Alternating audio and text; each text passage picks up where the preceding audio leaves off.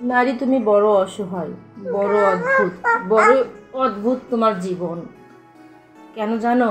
কারণ নারী তোমার কোনো বাড়ি নেই। তুমি কখনো বাবার বাড়ি, কখনো স্বামীর বাড়ি, কখনো বা ছেলে মেয়ের বাড়িতে জীবন পার করে দেবে। কখনোই তোমার একটা নিজের বাড়ি হবে না।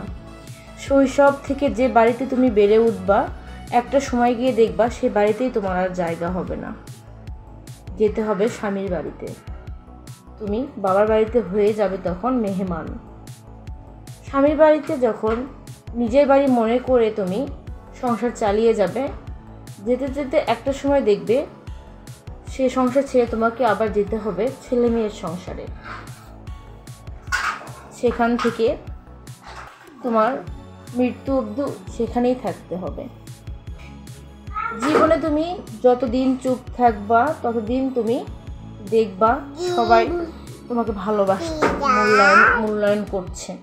কিন্তু তুমি কি জানো নারী, তুমি যখন একবার প্রতিবাদ করবে তখনই দেখবা সবাই তোমার সাথে কেমন আচরণ করে। ঠিক তখনই তুমি দেখতে পারবা সকলের আসল চেহারা। তখন তুমি বুঝতে পারবা তুমি কতটা অসহায়, কতটা নিরীহ। দেখবা তখন কেউ তোমার পাশে নেই। তাই আমরা নারীরা আমাদের ভাবা দরকার যে আমাদের একটা নিজস্ব বাড়ি প্রয়োজন, আমাদের কিছু একটা করা প্রয়োজন, আমাদের ভালো থাকা প্রয়োজন। সবাইকে ভালো রাখতে গিয়ে আমরা ভুলেই যাই আমাদের নিজেদের জীবনের কথা। সেই কথাগুলো রাখতে গিয়ে আমরা আমাদের জীবনটাই শেষ করে দিই। হায় রে মায়াবতী নারী।